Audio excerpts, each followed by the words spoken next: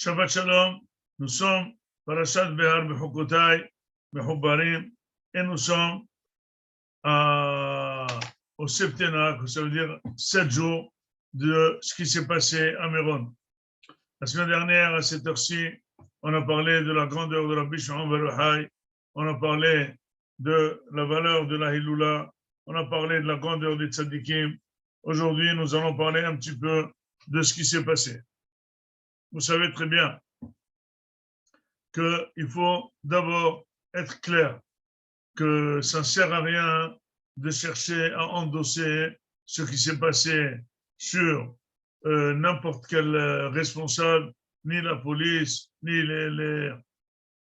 les autres responsables, parce que finalement, cette année, ce n'était pas mieux ou pire que les autres années, c'était peut-être même meilleur, et finalement, ça ne devait pas y arriver. Mais il faut savoir que quand quelque chose arrive, ça arrive du ciel. Et ça arrive pour nous éclairer. Un rabbin arrive une fois, il a raconté une petite histoire. Il y avait une famille qui est partie en vacances. Et en partant en vacances, ils ont acheté un vélo pour leur fils dans un village. Et il a fait des tours, il s'est fait écraser, il est mort.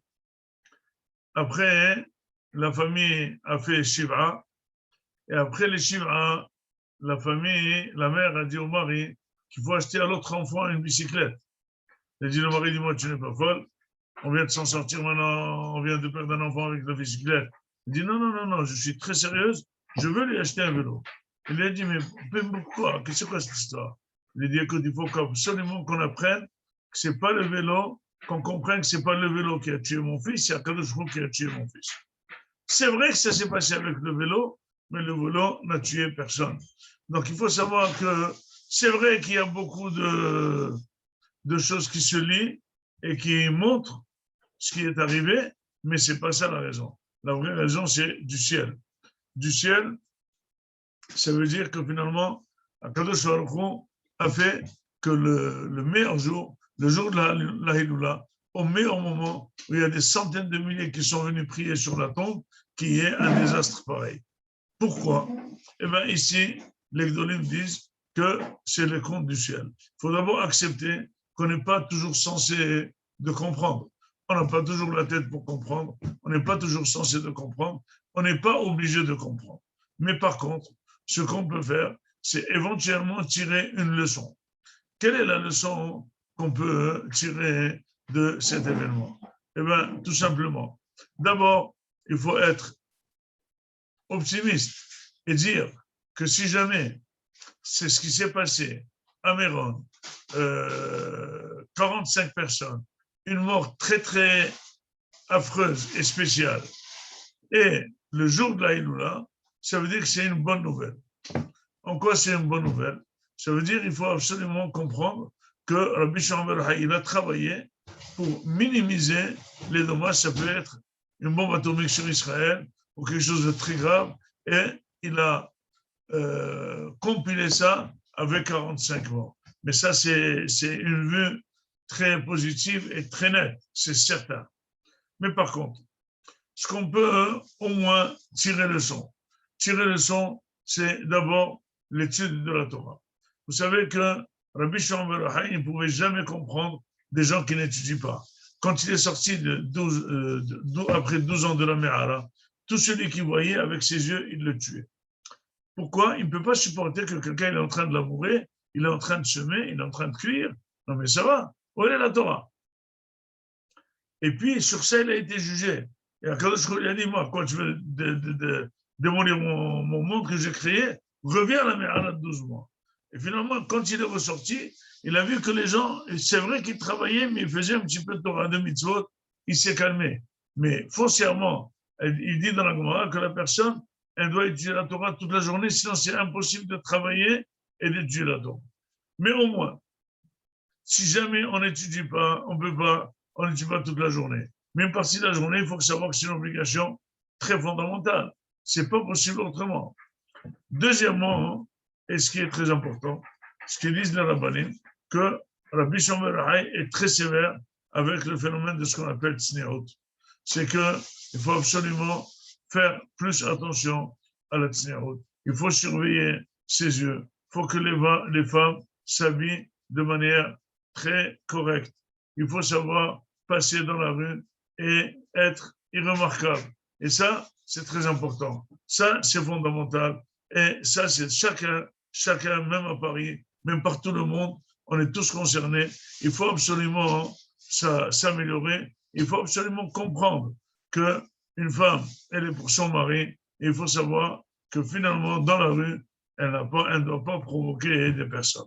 Troisièmement, et c'est le plus important, et c'est de ça que, Baruch Hashem, on voit qu'il y a une union de tout le peuple, même si les religieux et les pas religieux, mais là, tous ont été unis pour donner de l'argent, pour aider, pour comprendre, pour être menahem. Et ça, c'est très important, c'est cette union. C'est ce qu'on appelle ici Ahavat Hinam. Il faut absolument aimer l'autre juif.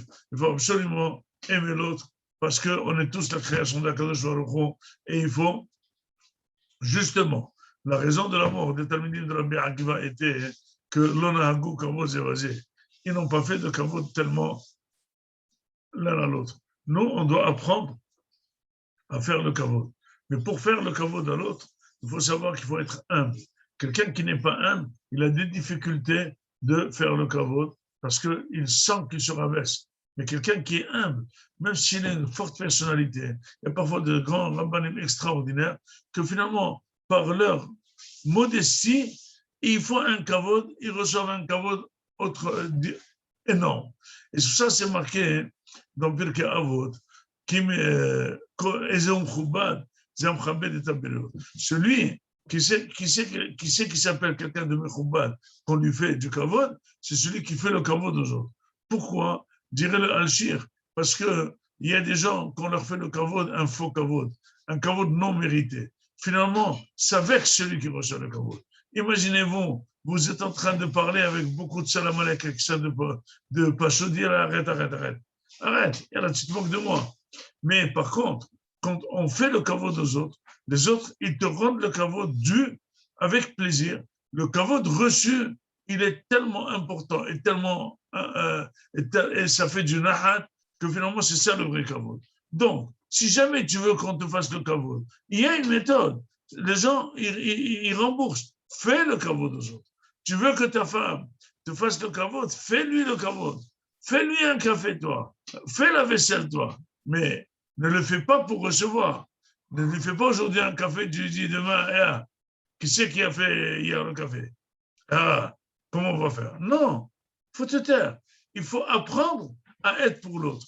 Il faut apprendre à se donner pour l'autre. Ça, Rabbi Shimon ben Yochai a reflété. C'est la nouvelle école de Rabbi Akiva dont il faisait partie, Rabbi Shimon ben Yochai. C'est créer, réparer cette faute de l'onahagu kavod zevazé, de faire le kavod, de comprendre l'autre dans son état, en fonction de l'autre, ne pas juger en fonction de toi et en fonction de la valeur de l'autre, etc.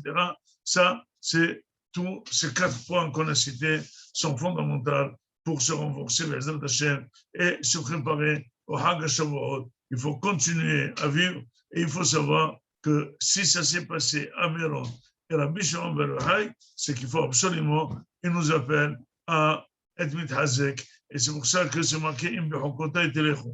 Ve'mitzvotai tishmeru v'asidem otam. Dit Rashi, c'est quoi chokot et c'est quoi mitzvot? Puisque tout est marqué. C'est quoi si vous allez dans les chokot? Il dit si jamais vous étudiez très fortement la Torah. Celui qui étudie très fortement la Torah, il gagne dans le terrain. Il aura de l'argent, il aura de la santé, il sera protégé par Akadosh Baruch Hu, il n'en manquera de rien, il sera toujours au service d'Akadosh Baruch Hu. Ah non, de savoir baisser cette force qui pose sur nous, de travailler énormément, de s'occuper, de feuilleter notre portable, de passer des temps inouïs avec ce portable, soi-disant, c'est très vite un SMS, mais tu ne fais que correspondre, tu ne fais que parler, tu ne fais que voir, tu fais choses, et prendre le temps de se déconnecter, d'ouvrir des livres, de s'enrichir et de découvrir c'est quoi cette Torah, Kdosha, que Baruch Hashem, tous les Gdolim de la Torah, ils n'arrêtent pas d'étudier même en étant vieux. Rav Chaim Kanievsky, à sa vieillesse, il termine le Chasse et le Babli et le Yerushalmi tous les ans. tous les Gdolei Torah, à 90 ans, à 100 ans, à 105 ans, vous voyez que la Torah leur donne de la fraîcheur, leur donne des forces, elle les retient, elle leur donne beaucoup de kavod que tout le monde veut les conseils des Gdolei Torah. À nous d'aller dans ce chemin, Be'ezrat Hashem, qu'Akadosh Baruch Hu enlève toutes ces tsarot, et Be'ezrat Hashem, niske, les besorot tovot, ישועות ונחמות, שבת שלום ומבורך.